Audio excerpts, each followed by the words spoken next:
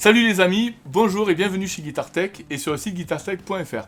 Je suis Vincent, c'est Jim, c'est Jack et donc aujourd'hui on va c'est très agressif. Mec, est ultra chaud quoi. Je suis très en forme, je suis très en forme ce soir. Les tutos guitare quoi. Et donc ce soir on va vous faire une vidéo donc sur le top 3 des guitares Sigma, celles qui ont fait un peu le buzz. Le buzz dans le magasin et qui ont vachement plu et qui nous plaisent aussi beaucoup. On va commencer par qui on commence? Qui veut commencer?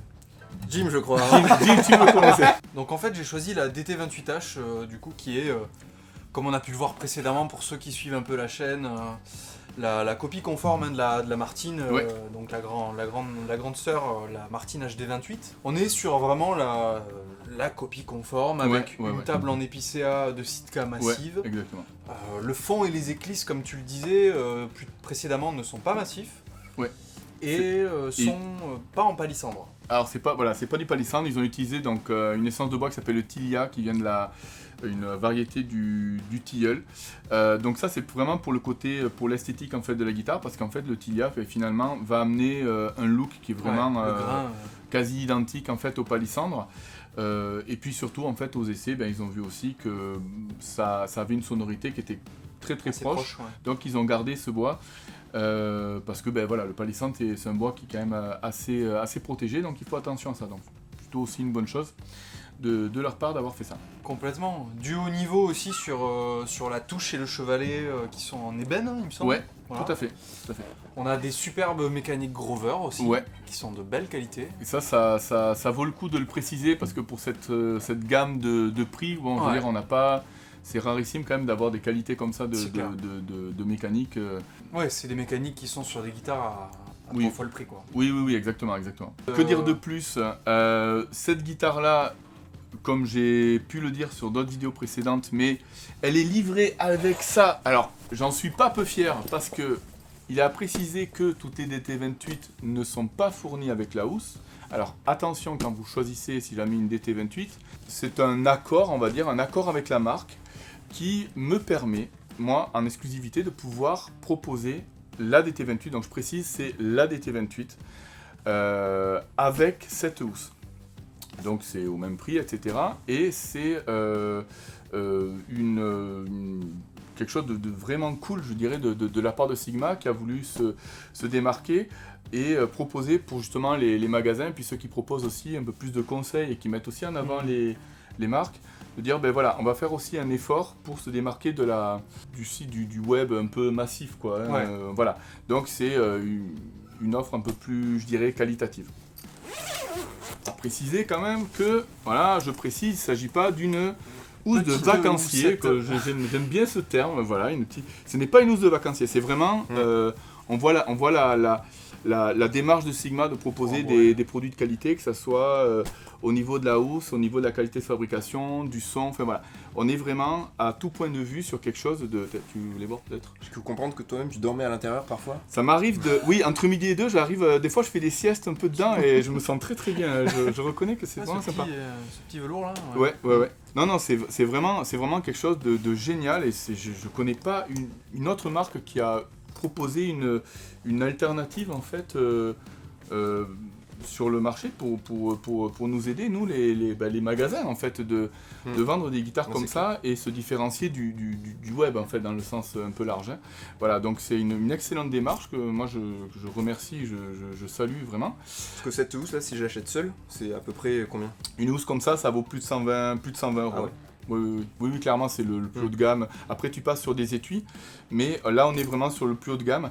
Et c'est justement, on va présenter une guitare après, qui est un modèle massif, qui est plus élevé parce que massif, et elle est proposée 2 séries pour le coup, avec exactement cette même housse. Okay. Donc ça montre bien, je veux dire, la démarche de Sigma sur ce modèle, qui est un modèle vraiment phare, qui est une très grosse vente de chez Sigma, de vraiment marquer la différence. Chez nous, les magasins de guitare et vraiment les gros sites marchands entre guillemets, sans me faire dénigrer quoi que ce soit, bien sûr. Pardon. On passe donc à la suivante. La suivante, je vais demander l'assistante technique de nous donner la guitare. Merci beaucoup. Hop là, je te le fais sans la regarder. Je sais, rien qu'avoir la forme comme ça, pour moi ça c'est une 000 M15. Tout à fait. Je le vérifie. Exact. Tout à fait. Surprenant. Oui. 000 M15. On est sur de l'acajou. Acajou, massif, Chevalet en ébène. en ébène s'il vous plaît. Et donc sur cette guitare, ce qu'on disait sur une vidéo précédente, c'est qu'effectivement le son acajou, ben, c'est un son très reconnaissable et très connoté. Ouais. Vraiment un caractère qui est intéressant selon moi quand on joue de la guitare acoustique. Ouais. Pour moi c'est ça que j'attends d'une guitare acoustique. C'est pas qu'elle sonne neutre, tu vois, c'est quelque chose... c'est vraiment quelque chose qui a beaucoup de caractère. Ouais. C'est ça. Comparativement justement à l'épicéa qui est plus large, qui est un peu plus standard, mais qui amène une palette harmonique plus large. Celle-ci, elle est un peu plus resserrée, elle tire dans les graves, Ouais. mais elle amène beaucoup de caractère. C'est quelque chose qui est très... un peu tendance, enfin, c'est pas forcément le terme que j'apprécie le plus, mais Non, mais c'est ouais, quelque c'est chose ça, qui est ouais. vachement apprécié, quoi, en tout cas. Et après, c'est vrai que sur cette guitare, moi alors, m'y connaissant beaucoup moins en lutherie que vous les gars, ce que j'aime sur cette guitare, rien que de par son look, tu vois, je trouve que elle est à la fois, elle fait pas très bling bling, on va dire, cette guitare. Elle fait, elle reste assez classique dans le look, Oui. mais pourtant, il y a, je sais pas, il y a quelque chose de, ça fait un bel objet, je trouve, tu vois. C'est peut-être ces stries là. Alors exactement, alors... J'ai pas les mots, mais je sais pas comment ça s'appelle les stries. C'est des moires.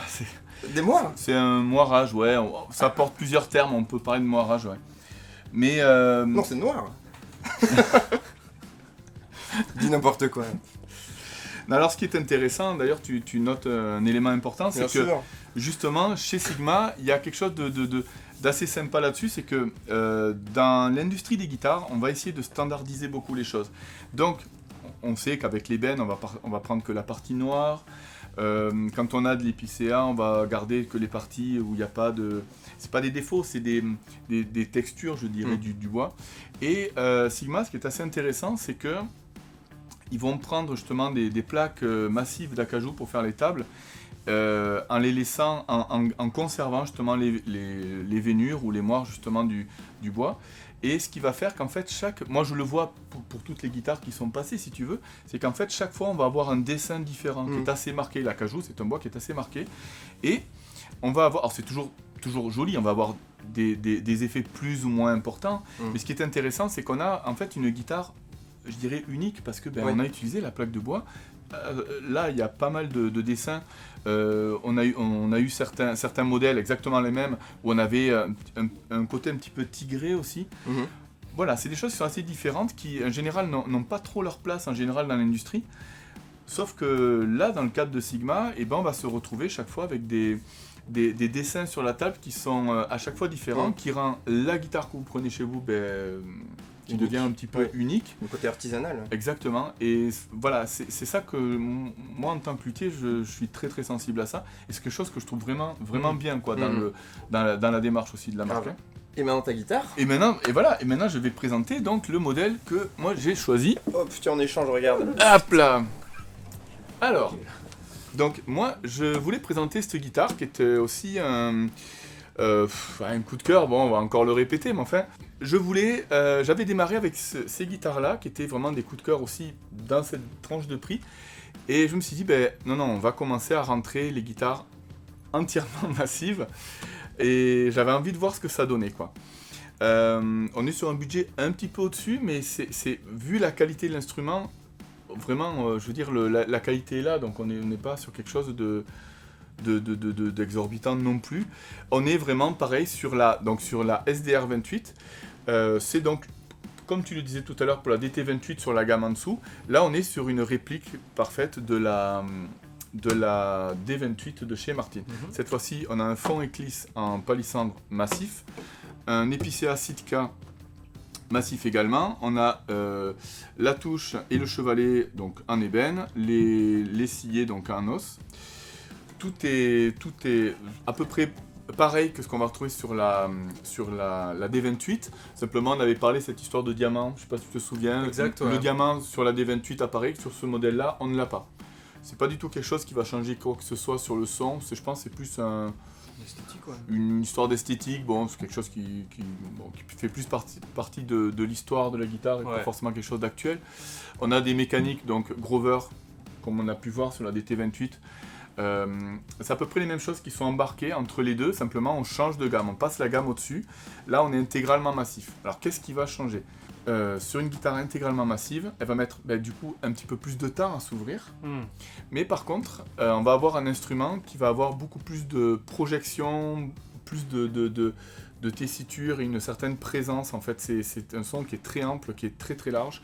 Simplement, il faut lui laisser un tout petit peu plus de temps à s'ouvrir, de façon à ce que le fond et les éclisses soient là aussi pour commencer à se développer. Toujours est-il que c'est une guitare que vraiment, à ce prix-là, on a trouvé juste purement exceptionnelle, surtout quand on a pu la comparer avec la D28 sur d'autres vidéos. Enfin, c'est quelque chose, moi, je vous conseille de aller voir sur la chaîne et voir cette vidéo entre ce modèle-là et la D28. Et c'est quand même assez troublant, parce qu'on a quand même une différence de x3 en fait, sur le prix. Et la sonorité, je dirais, est vraiment très proche. Hein. Et une des raisons qui explique aussi peut-être une différence de son, elle est aussi liée à ce que je disais tout à l'heure au niveau des cordes. Chez Martin, ils vont pas avoir de problème à mettre de très très bonnes cordes et c'est tout à fait normal, hein, évidemment. Sigma vont mettre le paquet sur la guitare.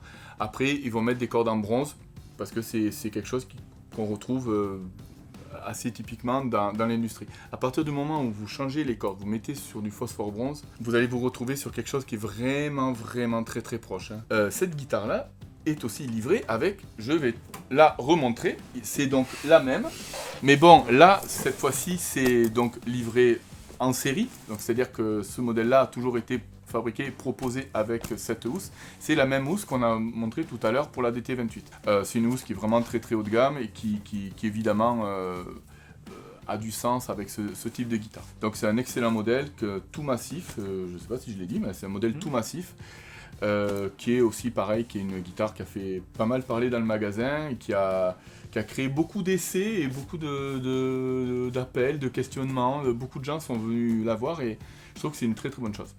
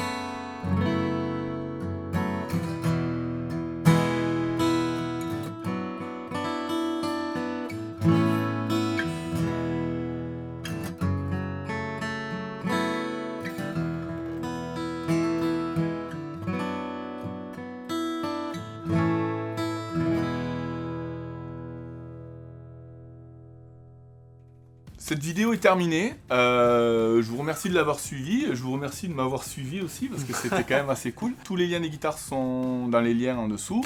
Vous pouvez retrouver les deux ici en concert ou dans les liens aussi en dessous, regardez aussi ce qu'ils font parce que c'est quand même des artistes émérites, ouais, j'avais envie de dire engagés mais je trouve que ça allait pas, émérite c'est pas mal.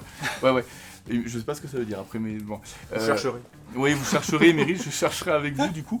Je vous remercie d'avoir regardé cette vidéo et n'hésitez surtout pas à appeler, à demander si vous avez des choix, si vous souhaitez changer des cordes ou des questions sur des réglages, parce que toutes les guitares sont réglées. Elles passent à l'atelier, on fait une fiche d'intervention sur toutes les guitares, donc vous recevez avec la guitare donc la fiche d'intervention du magasin qui explique les réglages, les interventions qu'on a pu faire sur l'instrument pour la préparer pour vous. Vous n'hésitez pas à nous appeler, nous on est là pour ça. La plupart des gens qui appellent via les vidéos le font, donc vraiment je trouve ça vraiment absolument génial de faire ça. Donc n'hésitez pas à le faire. Et puis moi je vous dis à très vite. Ouais, pas à demain, à très vite. Allez, ciao, merci. Salut.